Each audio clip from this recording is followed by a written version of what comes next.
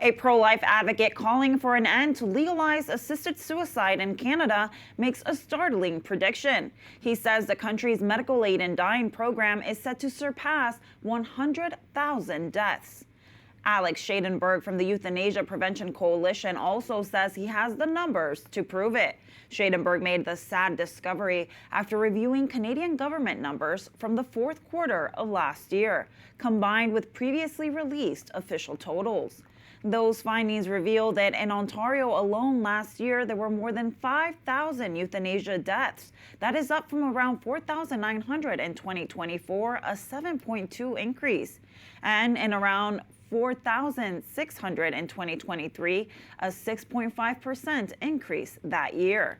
Schadenberg says the numbers are proof assisted suicide is increasing, not stabilizing nor decreasing. The Catholic Church strongly opposes assisted suicide. And Alex Schadenberg joins us now. He is the executive director of the Euthanasia Prevention Coalition and is based in Canada. Alex, thank you for being with us. There's a lot to unpack, but let's start with the grim milestone that could happen next month. Can you tell us how you arrived at your prediction of 100,000 assisted suicide deaths by mid to late April? Well, what's happening in Canada is that the data is always delayed, but I'm able to contact the different provinces and get a lot of the data. And basically, I'm predicting it based on the growth that's been going on in each province of killing. So the euthanasia is literally homicide. It is killing. We legalized euthanasia in Canada by creating an exception in our criminal code to homicide. So basically, I'm predicting that there's going to be somewhere around 17,000. There was around 17,600 or in that range euthanasia killings in 2025. And based on the number of months, it'll be around mid-April when we surpass that 100,000 killings mark, which is a very sad thing to mourn. It is. And can you tell us, why did you choose to use Ontario as a barometer of the MAID program? Well, Ontario is the largest province in Canada, so 39% of Canadians live in Ontario. And if you look at the Ontario data, it tends to be very indicative of what happened nationally. So obviously each region of the country is a little different. But if Ontario grew by about 7%, it's very likely that Canada is around the same, which is very similar to previous years.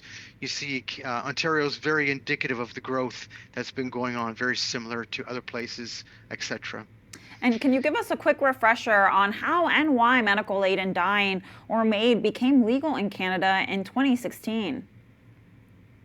So Canada legalized euthanasia after a Supreme Court decision, which was the Carter decision. That case came out of British Columbia. Essentially what the Carter decision did is it said that the law, which said that euthanasia, assisted suicide were illegal, that was an overbreadth, that the law could be safely put in place, which allowed for some euthanasia. But instead we have what we have, which is an insane situation, which is basically a law that lacks definition, which is allowed, and since 2021 we expanded the law that you don't have to be terminally ill in Canada to be killed by euthanasia. So very sad. We had this story on December 30th of Keanu, a 26-year-old young man with a lot of mental health issues, but he was a diabetic who died by euthanasia in Vancouver by Dr. Ellen Wiebe.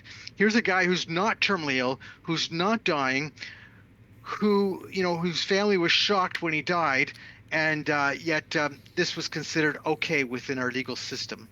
That's horrifying to hear. Is there anything that can be done to stop or slow Canada's assisted suicide program? Right now, there's a bill in Parliament to reverse the euthanasia for mental illness part of the law. So that's Bill C-218. It will go to a vote in Parliament on April the 15th.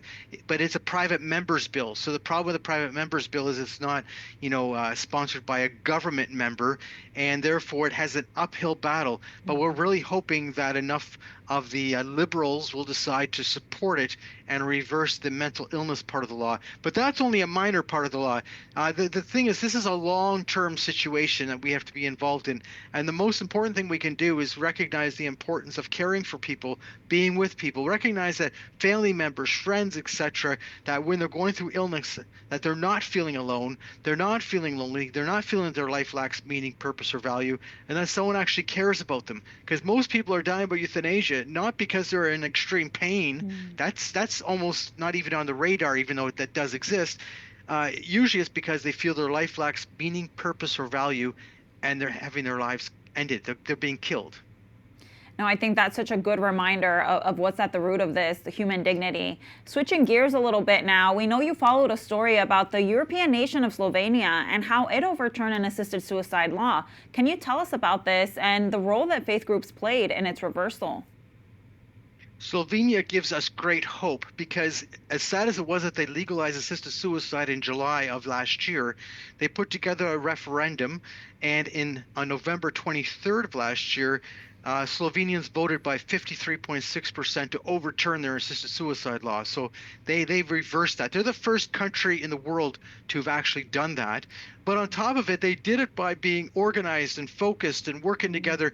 They also really focused on prayer. I think that's very important.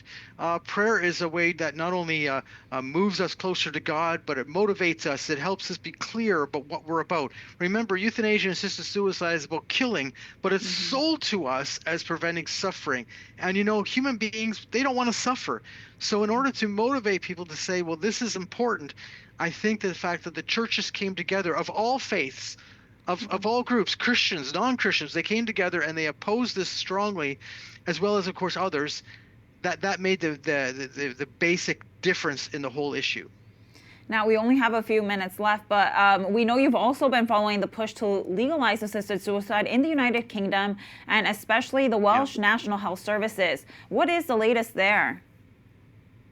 Okay, so there's a bill right now in the British Parliament, and it's for England and Wales, and that bill passed in the House of Commons last year, and now it's being debated in the House of Lords. Now, what's happening is I know the House of Lords is a mixture. Most Americans probably wouldn't care to understand it, to tell you the truth. As Canadians, it's very different too. But it's a mixture of people who are appointed and those who have hereditary rights to a seat. But anyway, it appears that the House of Lords will be likely defeating that bill. Like, the bill seems to be stopped now in the House of Lords. So that's good news. That there's been a sober second thought. But right now there's also a bill in Scotland. So Scotland has its own right to decide on this issue, and they have a bill that's going to be voted on March 17th. So that's coming up very soon. We're really, really hoping that the Scottish bill gets defeated because obviously, killing is not good whether it's done anywhere. The fact of it is it's a very close vote in Scotland. So if you're a person who knows Scottish people or you're a person of prayer, be active in this. Recognize the importance worldwide of preventing killing. Amen. Well, Alex, thank you so much for your work, and please do count on our prayers. Thank you very much.